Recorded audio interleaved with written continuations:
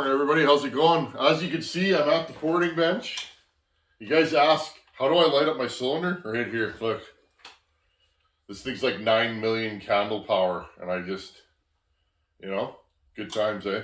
Anyhow, I'm at the power saw bench, the porting bench, going over this cylinder, and I thought this morning, I woke up and I'm like, I need to do a video on machine work.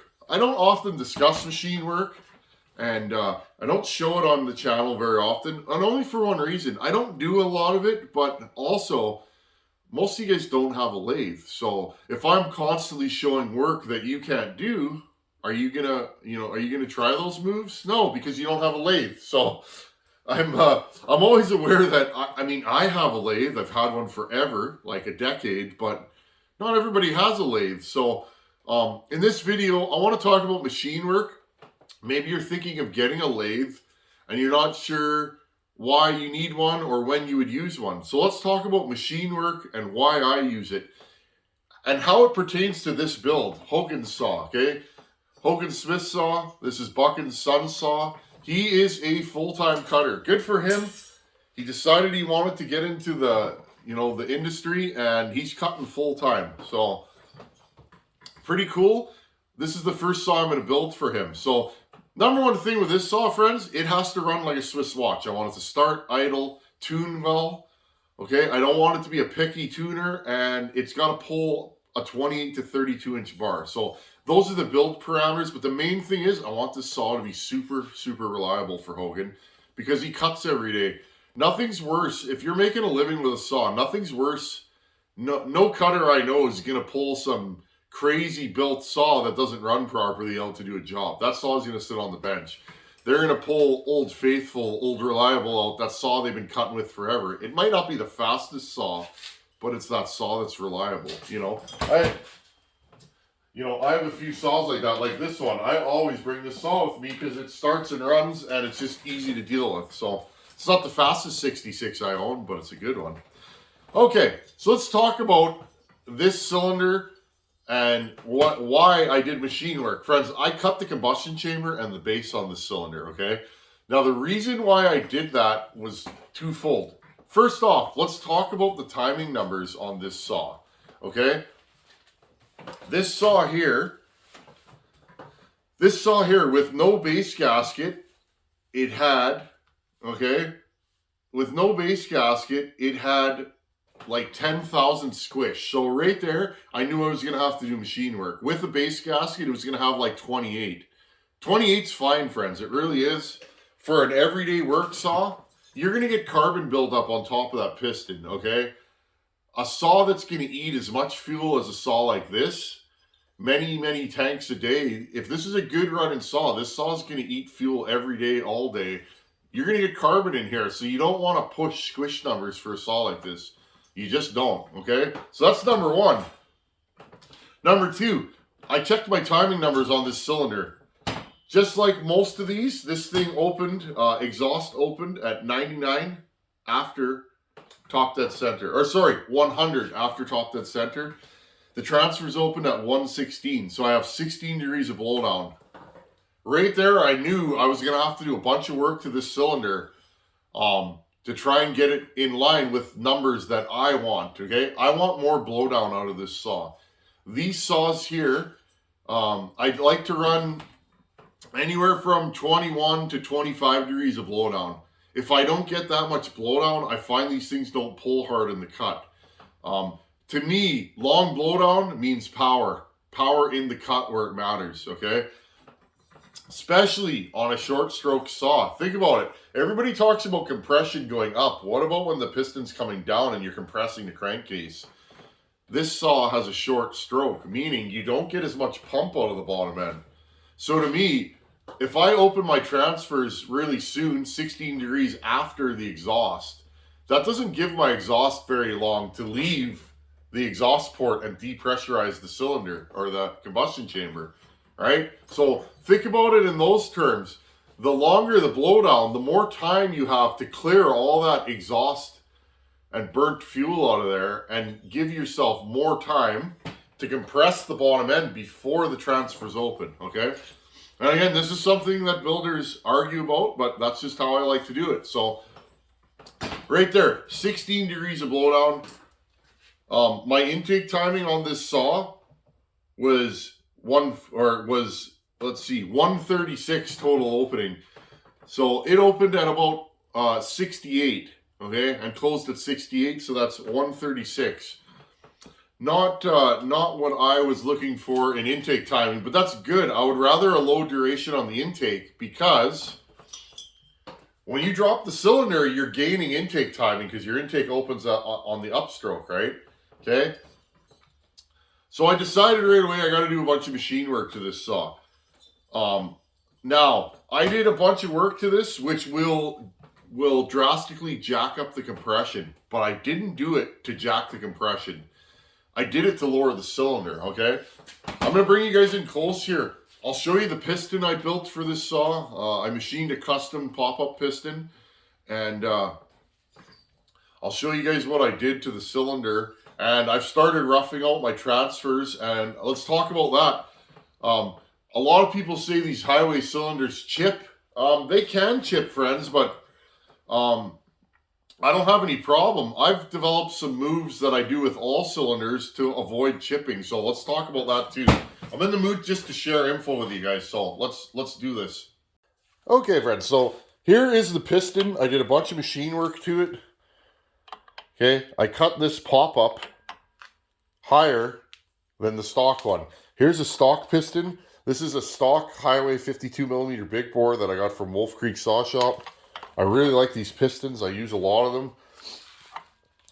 Okay, so I cut this pop-up taller, which will give me more compression, okay? If you put these into a saw, this pop-up, say 20 thousandths, it's not particularly big, but if the saw, say, timed at 102, okay, and you ported it to 100 degrees after top dead center on the exhaust port, okay, you raise the exhaust port, this pop-up is approximately about 2 degrees, okay? 10 thousandths of an inch in stroke in these saws accounts for a degree, roughly, okay? So if you had 102 on your exhaust, you ported your cylinder, and you put this in, and you ported it to 100, the saw would have about roughly the same amount of compression, okay? So pop-ups can be a good thing. Now, the drawback to a pop-up is you can block transfer flow. When the transfer is open, they hit right here. That can cause some swirl. So some guys don't like pop-ups just for that reason. So keep that in mind. The taller your pop-up, the less transfer flow you may get. Also, so I cut as much as I can off of this piston. You don't want to get too thin here, friends, because the ring land, when the ring's going up and down at 250 times a second or whatever it is, if this gets too thin up here, you will break the top of the piston off, okay? So you can only go as far as you can go. Now, I took like 30 thousandths off the top of this piston, okay? I also cut the combustion chamber in this saw, okay? So basically, I cut the combustion chamber because I can't lower the cylinder anymore. I've cut as much as I can, as I'm comfy with, off this piston for a work saw. I can't drop my cylinder anymore. I want my transfers lower on this cylinder, and I can't get there unless I cut the combustion chamber, okay? So that's why I did it on this. I didn't do it to jack up compression, okay? Now, I cut these combustion chambers with a mandrel I made. And I do it by hand. It's quick and easy. I mean, it takes probably an hour, 45 minutes to cut one of these. But it's quick enough for me, right? I am a no production shop, so I'm never in a hurry. Okay, friends, so in this case, I cut this combustion chamber not to jack compression. I did it to lower the cylinder because I'm out of room on my piston, okay? So cutting a combustion chamber is not always just for huge compression. You guys see probably a lot of that. A lot of guys are big on compression. I'm not. It's rare you'll see a high compression saw come out of this shop. Okay, so I cut my cylinder base, I cut my combustion chamber or my squish band, and I cut the piston. Now, I set the squish up on this. It's going to be around 25, 26, 27,000, somewhere around there. We'll do a final measurement when it's together. Again, because you're going to get carbon here, and I don't want this piston to tap the top of the cylinder, okay? So that's why I did the moves that I did do. Now, excuse me, friends. This saw right here is going to be basically a carbon copy of the one I just did for bucking. So, and that cylinder on Buckin's saw was supposed to go on this saw, but I wasn't sure if I was going to like it. Because again, I don't typically cut combustion chambers in these saws. So I thought, I'll throw it on his bottom end. I know his bottom end's tight and good. We'll just see what it's going to do. And I really liked it. So we're going to do some more. So anyways, friends, lastly, okay, see that? I hear all the time guys chipping cylinders. Could be any brand. I've chipped OEM, I've chipped aftermarket, I've chipped Farmer Tech, I've chipped Meteor, Highway. It happens, friends, okay? You don't want it to happen though. So here's what I do. Okay, friends, what I do is, a little trick. I take a diamond burr and I grind a line, okay? On both sides. I'm just roughing in my transfers here, okay? And I grind 2 lines there. That gets rid of the plating, and now I can just hog out material till the cows come home. That 5 minutes it takes to trace a line and then cut it in with a diamond burr alleviates any chipping in here, okay? Now what I'm gonna do in this saw, I'm gonna flow my transfers. I'm gonna cut the bottoms right off here, okay? I'm gonna cut the bottom of the transfer off here and here. So that these are going to be straight fed from the case, basically. Okay, that alone on these saws, if you get your intake timing right, and I'm not going to put that on there because this is not deburred, but if you get your intake timing right, friends, that right there makes huge pull on the top end with these saws. Remember, these are short stroke saws. These things will always be zippy and revvy, but what they lack sometimes is pull, especially with short blowdown. I just find that these saws with short blowdown just are not happy in the pull department. Okay, so just to help you guys out, if you start doing machine work, think of machining as each measurement is a degree. So if 10 thousandths, okay, if 10 thousandths of an inch right there equals 1 degree, you're laughing, right? You can kind of do your work based on what you want to do. So, okay, 10 thousandths equals 1 degree. So, I ended up with the same timing after machining this saw. Okay, here's a piston. Think about it. If I cut 40 thousandths off the top of this piston, okay, if 10 thousandths is 1 degree, 40 thousandths should be 4 degrees. Okay, so which means if I lower my cylinder and cut 40 thou off this top, and say we lower the cylinder 40 thousandths, right, nothing's going to change because my piston crown clears the exhaust port 40 thousandths sooner because it's lower. Does that make sense? So that's why I cut the combustion chamber, okay? Now, think about the cylinder. The reason why I cut the combustion chamber is, you know, if this is your upper transfer, and here's your lower transfer, okay? And your exhaust port, your exhaust is right here, okay? The relation between the top of this and the top of this will always stay the same, okay? Your upper transfer and your lower transfer. Let's grab the good old cutaway. Okay, friends, the distance between here and here will not change even if you lower the cylinder, okay? If you lower the cylinder, the exhaust opens later and the transfers open later, but the relationship is the same, okay? So what ends up happening is if my exhaust opens here, we'll zoom you in. If my exhaust opens here in the piston stroke and my transfers open here, Okay, and this is 16 degrees. Okay, the distance between here and here. If it's lower in the stroke, so say we lowered the exhaust 4 degrees, it's now at 104. Okay, exhaust is 104, and the transfers open at 120. Okay, that's still 16 degrees of blowdown, right? Let's go to the bottom of the page here. Okay, so exhaust 104, transfers 120 equals 16 degrees of blowdown.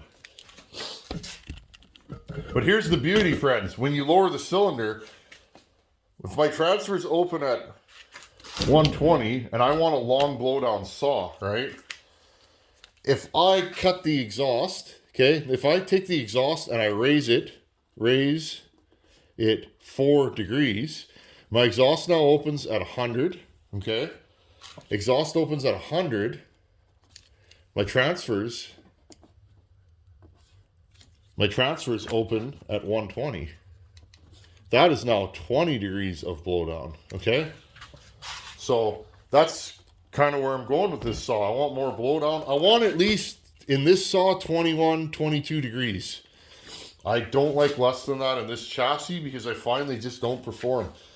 Maybe some of you like a short blowdown on this. And here's one thing, friends, I will say this. Everybody grinds different. It is impossible to copy another man's work. It really is. It's timing numbers and all that stuff. It doesn't matter. Okay, friends, so that's why I do machine work. That's why I did it in this. Because my piston crown, okay, again, my piston crown, if you look at the side of it, your ringland is here, okay?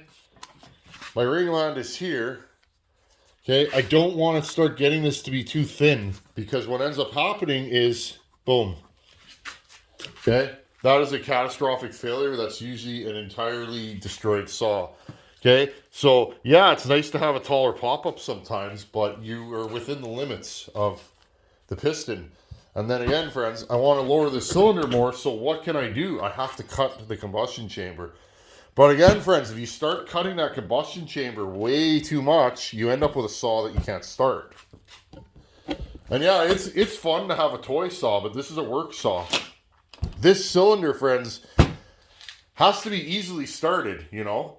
And whether the guy's a big guy like me or a smaller guy is irrelevant. When you're in the bush and you're working, you know, all day and you're cutting, you don't want a saw that you need to have like a specific starting procedure and you gotta like put it on the ground. No, you want a saw that you just pick up and little jerk on the recoil and it fires up. So, okay, I didn't want to go any farther. I would like 25 degrees of blowdown out of this saw, but that involves way too much cutting of the combustion chamber. And lastly, friends, and I don't know if I mentioned this, you're limited by how far, okay? If you look, I can't go any farther on this. This is going to start getting into the case. There's a air dam, a rubber dam that goes around here that I will have to cut and trim to be able to drop this cylinder this far, okay? So you can only go so far on these, and if you go too far, you'll crank the 4 bolts down, and that air dam will actually bottom out on the case, and you'll have an air leak because the cylinder won't go down all the way. I've done all these mistakes. Just thought I'd share them with you. So there we go. That's why I did machine work on this saw. I haven't decided my timing numbers yet. I kind of want to go exactly the way Buchan's saw is, but I might go a little bit different. We'll see. Okay, friends. Well, there you go. That's why I do machine work sometimes. Not all the time. A lot of these saws I port, these really old antique type saws, you can't do any machine work. There's no room to do it.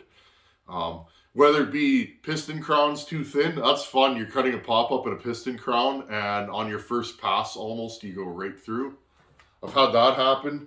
A lot of these old saws free-port right away, so the skirt is too short on the piston, so you can't drop the cylinder. You end up with a skirt that goes past the exhaust port. So that's another thing you got to watch out for. And I don't even measure these anymore because I know I can't go farther than the piston skirt on these. The piston skirt's really long. These cylinders are well supportive of the piston. So I've done enough of these that I know how far I can go, but that's another thing to take into consideration. So, but the main thing is, friends, this saw has to be reliable. I want this saw to be easily tunable, easily startable, and pull a long bar day after day, okay? And I hope we get that way. The one I just built for Bucking Friends is my favorite saw I've built in a long time. It is just so easy to live with. And which is funny because I did a lot of custom work to that saw. And, you know, I thought it might be a little bit harder to tune. That's why I put it on Bucking's bottom end just to see. But no, it's fine. I rarely even pull a screwdriver out of that thing. And it doesn't get too hot. So I'm going to try and recreate the porting on this saw and see, is it the transfers I did, the timing, or is it something else? I don't know. Anyhow, friends, as always, thanks for watching. Take her easy. I'll throw up some more videos this week, maybe a cutting video. I got lots on the go, friends. There's so many projects. I'm looking at a couple on the floor. Got so much footage in my phone right now. I've just been filming like crazy, so it's gonna be good times. Anyhow, if you guys have any questions, put a question in the comment below, and I'll see you guys in a couple days. Later.